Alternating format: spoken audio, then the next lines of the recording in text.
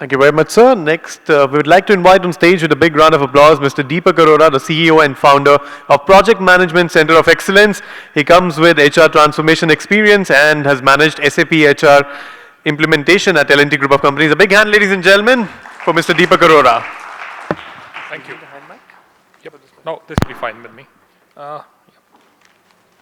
Okay, let me just take some help here. Good evening. Okay, it's wonderful to be here. And let me first introduce myself as I've performed 3 different roles for HR and in HR. First, I'm a trained assessor, basically in the area of personality assessment. When I was with the Indian Air Force and I used to select officers, we went through various kind of personality assessment techniques and trainings. Then I became a recruitment personnel. Mainly then I moved to IT. And then I became a service provider. HR became my client. So I did SAP HR implementation for L&T, Roman Haas, 3Com, Pitney Bowes, and the last was in IBM itself. Then I became the user of HR services. I started leading larger projects. So being on the other side, there was an HR partner and advisor who started supporting me for a larger business roles. Now, having said that, I'm very passionate about HR, and I would like to thank Mr. Dean at the outset that I'm a firm believer that it's the individual, it's the human personality, which makes all the difference. At times, we do get lured by some superficial skills which people demonstrate. However, if the learnability or trainability is seen in the individual, so actually we were even taught how to assess the trainability because a lot of effort in the defense services was given into training people and bringing the personality out of what they do it. We also used to follow on how we selected people, how they performed after 3 years, 4 years, and I have seen this kind of a trend also in the corporate sector. I will refrain for confidentiality purposes, name of the clients as we speak. Having said that, the topic given to me is to see how the future of HR and how HR can manage itself or reposition itself. And that's what, whenever we went for an HR transformation, people used the tool as SAP, all right, or various other technologies. But basically, the business is looking for an HR transformation. At the end of it, we are looking at business benefits. We are looking at a much robust HR service to support the business. So I am going to share my experiences briefly, 10-15 minutes, which have been given to me, and definitely going to take inputs or questions later from you. First of all is the concept of HR as transaction processing service. That's not the HR. So as you redesign or reshape the HR, please have the transaction processing work moved out of HR. It's an SLA-based service. It can go to BPO. It can go to any other service provider, which can be measured. Why I need skilled people who are passionate about human resources and people development to manage like claims, manage like data, or manage basic reports which tool and technology can support. That is not an HR. That is an administrator, whatever, HR admin report. Then what is the role of HR? My understanding is HR performs 2 roles. One is HR partner and second HR advisor to the business. And I'm sure in the strategy also today, HR has lots to do. From 2003 to 2010-12, believe me, we had more business than what we could deliver. The only thing which held us from delivering business was we were not having the right people to deliver business. Forget about doing 2000 odd selections in the Air Force, where I was mainly job in the business job itself in IBM, I found that we were mainly doing recruitment. All of us, every weekend, we were looking at finding the right people. But were we able to get the right people? We were saying a lot of no to business because we never had the right people. So then, okay, now here is the role of an HR, another which connects me. Is the role of HR to provide resumes to select people? That's a recruitment processing. Why do I need a qualified person to just forward resumes and look at key search? It's not a role. What we looked at HR was behavioral assessment. And I always looked at, our managers today, okay, ready and qualified to assess the personality of people?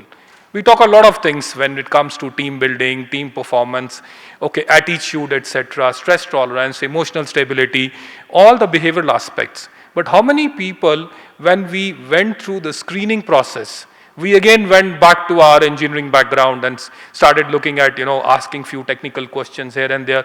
Oh, this guy is very good, he got 80% marks here, 70% marks here. That statistics is available. When I'm assessing a person, I need to assess how this person needs to fit into my team. So what I need to know here is this person having a group? Can he fit into a group? Is he a team player or not? Or if I am looking for somebody who's going to take up a stressful projects, in all project cycles, if I have operations, maybe that my work may be less stressful, but if I'm doing, say, transformation projects, I need people who can tolerate. But how many people are really qualified from the business to make this kind of an assessment? So where do we look at it? We look at an HR to help us out. Now, is HR supporting that function? I'm not sure, right? But there is a need for this function to support business leadership, sit next to a manager when a decision is being made, not only negotiate salary when decision has been made by the manager. Moving further on HR role. Is HR a different compartment or integral part of business?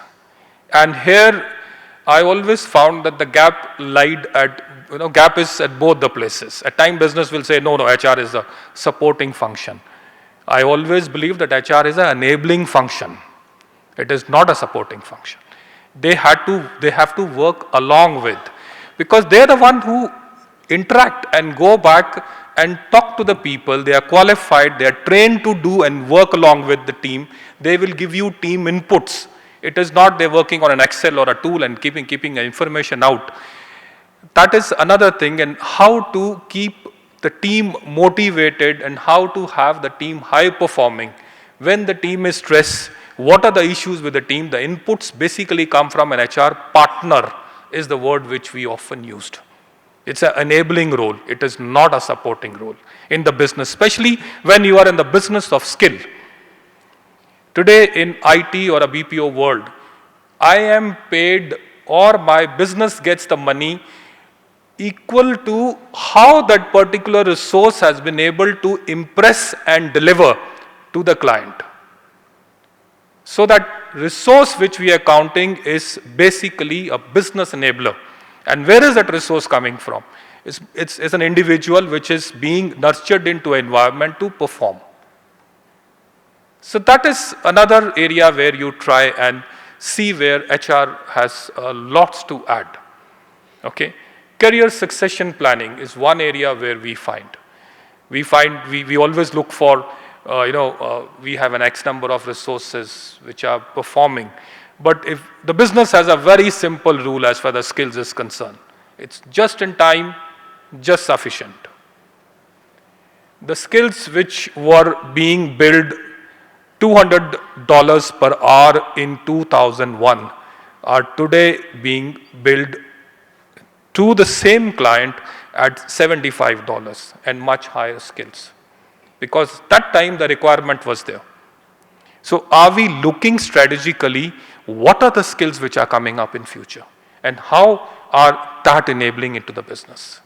And then are we moving the people from here, from the existing pool to the next pool and making ourselves ready? Yes, the business is strategizing it, business is looking at it. But are we looking at the right kind of a personality assessment and meeting that gap which is happening? Maybe we are doing it.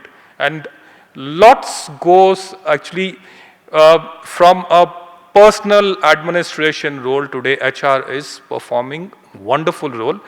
Most of the places you find, though HR is a fairly young, dynamic, evolving talent in itself. See, there is a shift from HR journalist role. We have something called HR journalist, which I find very difficult to relate to it. Why not HR specialist? It is no more a payroll, it is comp and benefit. It's a people development role, no more a training role. It is making people available to enable the business at an X point, just in time, with just sufficient skills, the right kind of people. We also believed that we looking at we need to spend a lot of time on our poor performer. This is where I have always differed. I always believe that we need to spend a lot of time with our high performer, because it is the high performer which will take a lot of people along with. Poor performer, yes, a poor performance is there. There can be a wrong recruitment. There is something, a lot of people believe on sticking to a poor performer, spending a lot of time and effort. I'm not sure whether it's a real too much of a business function. If that person is unfit, that person can find out another job.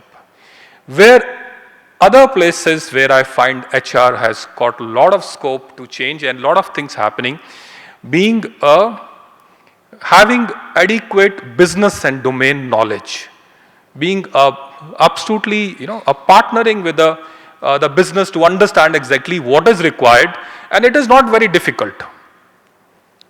Many HR professionals work absolutely along with the business, and they partner, they enable, and they go take it forward. Technology is another area, and actually technology is enabling HR.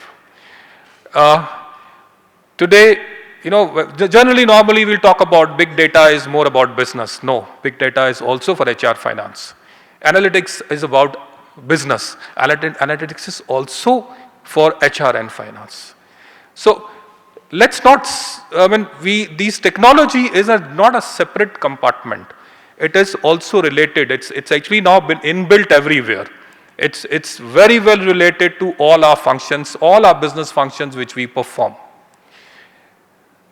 Precisely, I strongly believe that HR is an enabler. It's a very, very important business enabler. 21st century being a skill-based, the business is highly skill-based. Now, where are the skills coming in?